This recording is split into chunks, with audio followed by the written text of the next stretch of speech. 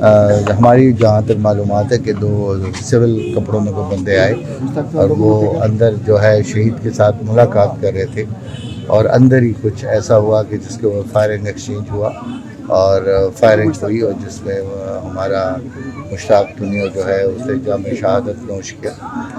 اس پہ ہم رات سے کام کر رہے ہیں، ہماری پوری ٹائم کام کر رہی ہے اور مجھے کبھی امید ہے کہ انشاءاللہ ہم کو جلدی ڈیٹیکٹ بھی کر لیں گے اور کیفر کردار جی اسٹل ہم we are in the process of it, لیکن انشاءاللہ ہو جائیں گے، کوئی ایسی بات نہیں۔ دیکھیے ہم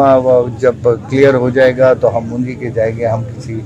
اور کو اس چیز کو نہیں پھیلائیں گے کیونکہ ہمیں پتہ ہے کہ کیسے واقعہ ہوا، کیا ہوا۔ اس میں وہاں پہ عینی شاہد بھی موجود ہیں، تمام ہیں، اور وہاں پہ CCTV بھی ہم نے حاصل کر دی ہے جس کو ہم چیک کر رہے ہیں، تو انشاءاللہ جلدی ہو جائے گا۔ بتائے جا رہے ہیں کیس میں سر دست یہ نظر آیا ہے کہ 2 افراد ملنے آئے تھے، اب یہ ہمیں نہیں معلوم کہ ہو سکتا ہے ان کے ڈیفینس میں باہر کوئی اور بھی کھڑے ہو، لیکن سر دست ہمیں یہ لگ رہا ہے جی شہید کے انشاءاللہ لوائقین کا ہم مکمل خیال کریں گے، ان کے بچے جو ہیں ہمارے محکمے کے بچے ہیں ان کا ہم خیال رکھیں گے، اور شہید کا الحمدللہ